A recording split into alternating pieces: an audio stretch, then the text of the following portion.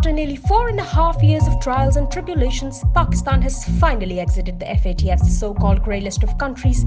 It is a victory that ought to be celebrated as an example of what it is possible for the country to achieve when the national leadership works together towards a common goal. The exit had long been awaited, with the country hoping for a reprieve after each progress review held in the last couple of years. Islamabad had been prescribed 2 concurrent action plans by the FATF, which tracked compliance on a total of 34 action points.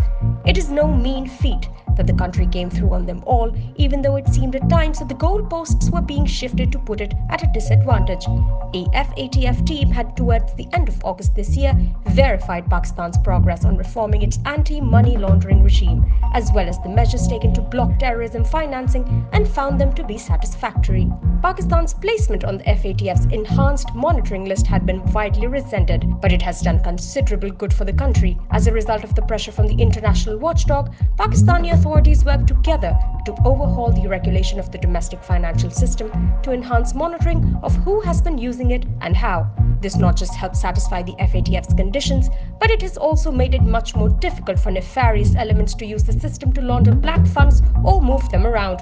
Oversight of the various channels of the financial system will greatly strengthen the state's hands as it targets criminal activities and the proceeds from their crimes in the future. Where we grow from here is entirely up to Pakistan. So far, the authorities have been acting on a prescription handed to them by the FATF, but they should take the baton and continue strengthening the Pakistani financial system. Nobody understands its deficiencies better than the people who operate within it. They should use those insights to plug any remaining gaps and make sure no vulnerabilities are remaining that may be exploited. The fact is, Pakistan would never have ended up on the FATF grey list in the first place had our regulatory agencies acted more responsibly and proactively in the past. Grey listing scares both investors and lenders, hurts exports, and creates a barrier for the global financial system from participating freely in the country.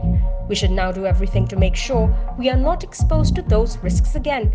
Pakistan is at a difficult juncture in its history, with global powers no longer averse to pointing fingers or even punishing it over transgressions, perceived or otherwise. It would be wise to cover our flanks, especially if any weak spots may create further sanction risks.